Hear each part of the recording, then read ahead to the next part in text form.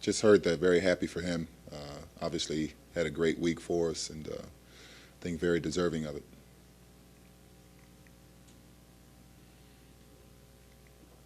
You didn't get any votes at all in the coaches poll. You got a few in the AP poll, but you're still not ranked.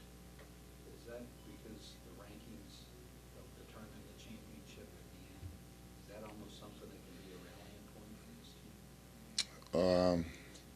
We haven't all year really paid much attention to rankings or anything else other than just controlling the things that we can control.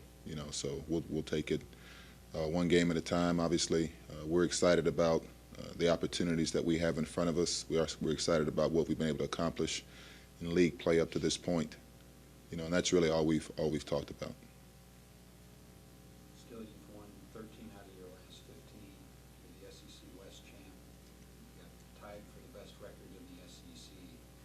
That it doesn't seem like you're getting the national respect yet. Does that puzzle you? Not really. I mean, there's a lot of good teams in the country, lot of good conferences. So I really could not put what we've been able to accomplish and measure it against what somebody else. I wouldn't want to take anything else away from somebody else's team, or the success somebody else has had. So. I think I was just going to go back about Tony. He scored 20 points, several times over the last few games, and he really made some explosive plays. Is his performance kind of a surprise to you, or did you expect that?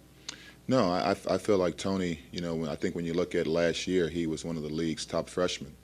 And this league was loaded with very talented freshmen. So I think that was, to me, a very significant accomplishment on his part. And I think what you like to see between guys' freshman and sophomore years is a jump. I think most freshmen make big jumps between their freshman and sophomore year. So I think with every game, Tony's learning more and more in terms of where he can be effective and how he can be effective. And I think his teammates also, obviously Tony would be the first to give credit to his teammates in terms of their ability to make the game easier for him, and I think he makes it easier for them. And that's just a part of being a good basketball team.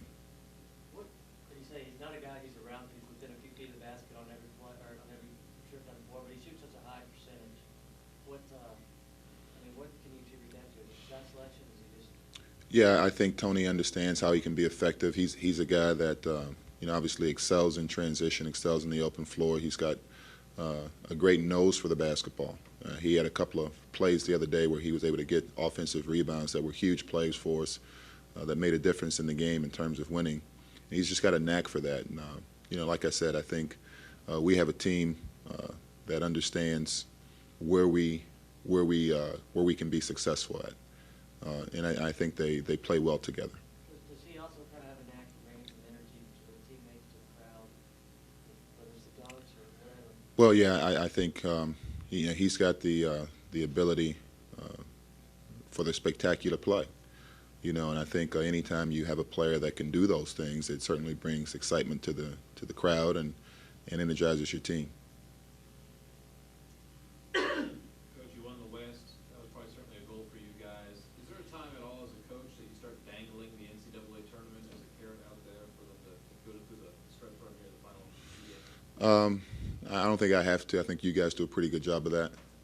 So I'm sure those guys, they're watching ESPN, they're online, they're paying attention. And obviously, I think anybody that plays college basketball, your goal is to make the tournament and obviously be a part of that special time of year. So I think they understand and they have goals, as individuals and as a team in terms of what we want to accomplish. Do you do anything in the last 2 weeks in terms of adjusting playing time, or do you kind of just keep going with what's been working? No, we've got to win the game in front of us. So our preparation is the same in terms of our trying to win the game in front of us. How much has Sharpez improved since last year? I think the biggest thing with him is the maturity that comes with being a senior and understanding. We've talked a great deal about guys that affect winning and what that means and how to go about doing that. And I think maybe a year ago, Sharpez was a guy that maybe in his mind thought the only way he could affect winning was based on whether or not his shot went in or not. I think to me the biggest thing with him is he's affecting the game in a lot of other ways. And it's good to see. That's what you want to see out of your seniors. And the other night was probably a perfect example. I think he went 1 for 8 from the field, but we don't win without the way he defended. Thought he did a tremendous job. Brought great energy to us. Brought great leadership during timeouts and on the bench. It was very good. You talk about how players can make big improvement from freshman year to sophomore year. Isn't it unusual to see a player make that much improvement junior year to senior year? His second year in the program, so I think that experience alone, I think his understanding of what the expectations are in the program, I guess in a sense, for he and Chris, it's almost like being sophomores, in terms of the continuity, being second-year guys. Tony Barbie talks almost daily about how the importance of his team playing good defense because they're not going to score anything.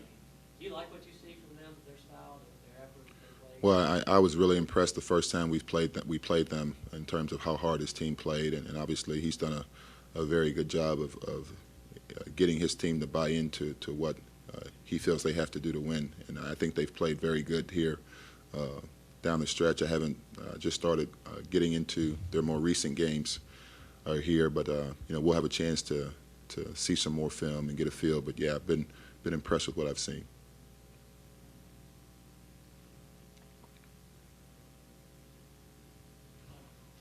I know you beat Auburn down there the first time, and I know it's cliche for LSU, and it's tough to beat the team the second time. When you play so well at home here, how do you guard against that mentality? Because you're here at home, you're going to be taking them over. Yeah, I guess I don't really subscribe to that. I think every game is different. We've got to be prepared. We got to bring our best. We got to make sure that we take care of the things that we can control. And we expect Auburn to come in and give us everything they've got. They certainly have a lot of pride. Obviously, it's a rivalry game. So I think anytime our two teams get together, there's going to be a lot of emotion that's involved in that. So we've got to make sure we focus on the task at hand. Some people feel so strongly about that rivalry that they poison trees. That it's, for you coming in from the outside, you knew that that's the arch rival, but from day one, you build up an emotion against them, or grow over time, or what? That's just not my personality. Everybody's got.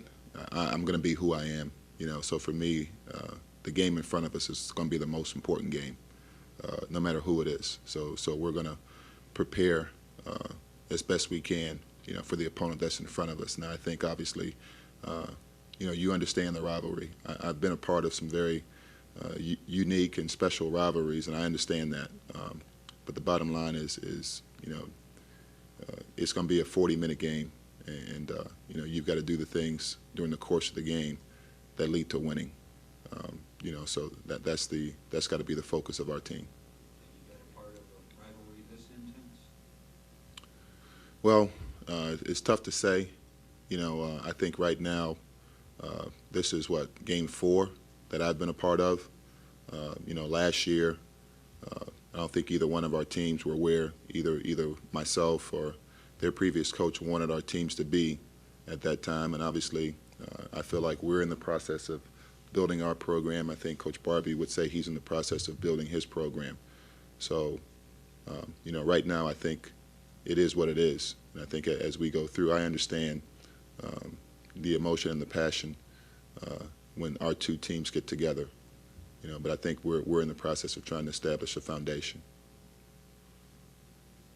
For the veteran guys like Tony Mitchell or Jermichael, who has seen Auburn numerous times, do you allow him to embrace the rivalry, or like you said, you just try to keep it?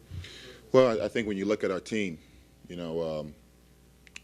our team is made up of guys that really probably, I think Scenario Hillman is the elder statesman on the team in terms of being here the longest, and I believe this is the first opportunity where you can look at and say the team has had quote unquote success in terms of the wins.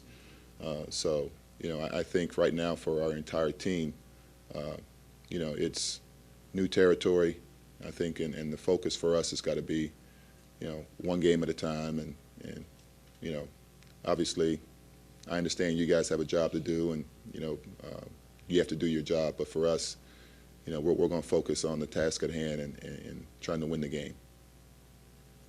Coach, those Thursday, Saturday turnarounds, we know how tough they can be, but in what way can it help, has it helped the team? Well, I think when you reflect on what you accomplished, I think again just building the confidence, and obviously we've played some very tough teams, you know, during that stretch. So I think with every game, you know, we continue to gain confidence in terms of who we are and what we need to do to allow ourselves to be successful. There's a lot of recognition for how athletic, how skilled your team is, but how intelligent are they in order to pick up on scouting reports and things like that, soak it all in, and then execute it on Yeah. short Well, notice? coaches always talk about basketball IQ, you know, and how important that is, and it certainly is. And I think we've got guys that understand, you know, what we have to do on a game-by-game basis, and that's probably one of the biggest things when you go Thursday, Saturday, that you learn about your team is their ability to absorb the scouting report and understand what's going to allow us to win and how to prevent, you know, the other team from having success. And I think our guys have done a very good job of that. And like we talked about this the other day, you got to give credit to not only the players, the assistant coaches, and the preparation that goes into the scouting reports and putting our guys in position. So, you know, it's good to see. It's good to see, and proud of that. That'll bode well come tournament time. It should. You know, it should. Obviously, every game brings a different challenge, you know, but it should.